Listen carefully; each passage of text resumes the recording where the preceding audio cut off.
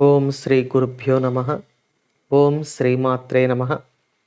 ఈరోజు మనం శ్రీ లలితా సహస్రనామ స్తోత్రంలోని 782వ నామం గురించి తెలుసుకోబోతూ ఉన్నాం. ఈ నామం పరాకాశ.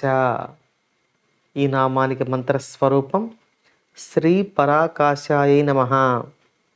మనం ఇంతకుముందు నామంలో అమ్మవారిని ప్రత్యగ్రూప అని కీర్తించుకున్నాం. అంటే అమ్మవారిని దర్శనం చేయడానికి అవసరమైన పద్ధతిని వసిన్యాది వాగ్దేవతలు మనకు ఉపదేశించారు. ఇప్పుడు ఈ నామాన్ని అమ్మవారు పరాకాశము రూపంలో ఉన్న తల్లి అని మనకు తెలియజేస్తూ ఉన్నారు. పరాకాశమును గురించి తెలుసుకునే ముందు మనం నిత్యం మన కంటితో చూసే ఆకాశం గురించి ముందు తెలుసుకుందాం. మనకు పంచభూతాలు తెలుసు: భూమి, నీరు, అగ్ని, వాయువు, ఆకాశం. ఈ 5 స్వరూపాలలో మనం ఆకాశం నుండి సూర్యచంద్రుల ద్వారా అనంతమైన శక్తిని పొందుతూ ఉన్నాం.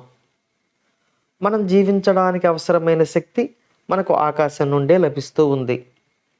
మనం మన కంటితో చూసే ఈ ఆకాశాన్ని భూతాకాశము అని అంటారు. ఈ భూతాకాశమునకు ఆధారమైనటువంటి శక్తిని ప్రసాదించేటటువంటి పరాకాశమును గురించి ఈ నామంలో మనకు వసిన్యాది వాగ్దేవతలు తెలియచేస్తూ ఉన్నారు. ఈ పరాకాశాన్ని పరబ్రహ్మము అంటారు. ఈ పరబ్రహ్మం కేవలం చైతన్య స్వరూపం. ఈ పరాకాశాన్నే మనం చిత్ శక్తి అని అంటాం. ఈ శక్తినే చిదాకాశము అని కూడా అంటాం. ఈ పరాకాశాన్ని దర్శించడానికి అవసరమైన దృష్టి ప్రత్యక్ దృష్టి. అందుకే మనం ఈ ప్రత్యక్ దృష్టి గురించి ఇంతకు ముందు నామంలో తెలియచేసుకున్నాం.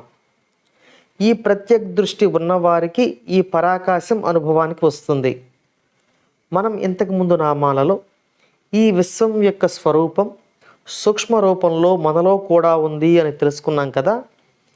బయట ఉన్న పరాకాశాన్ని దర్శించుకోవడం కష్టమేమో కానీ మన లోపల ఉన్న పరాకాశాన్ని దర్శించుకోవడం అంత కష్టం కాదు. కుండలిని శక్తి మూలాధారాన్ని దాటి ఆజ్ఞాచక్రం వైపుగా ప్రయాణించినప్పుడు ఈ ఆజ్ఞాచక్రం నుండి సహస్రారం మధ్య గల ప్రదేశాన్ని పరాకాశము అని అంటారు. ఈ పరాకాశాన్ని దాటితే సహస్రారాన్ని చేరినట్టే. సాధకుడు తన యొక్క ఉత్కృష్టమైన సాధన ఫలితంగా ఈ పరాకాశం యొక్క దర్శనాన్ని ఈ శరీరంలోనే దర్శింప చేసుకోవచ్చు. ఈ పరాకాశ స్వరూపిణి అయిన శ్రీ లలితా పరమేశ్వరి మనలను ఎల్లవేళలా అనుగ్రహించుగాక. ఓం శ్రీమాత్రే నమః.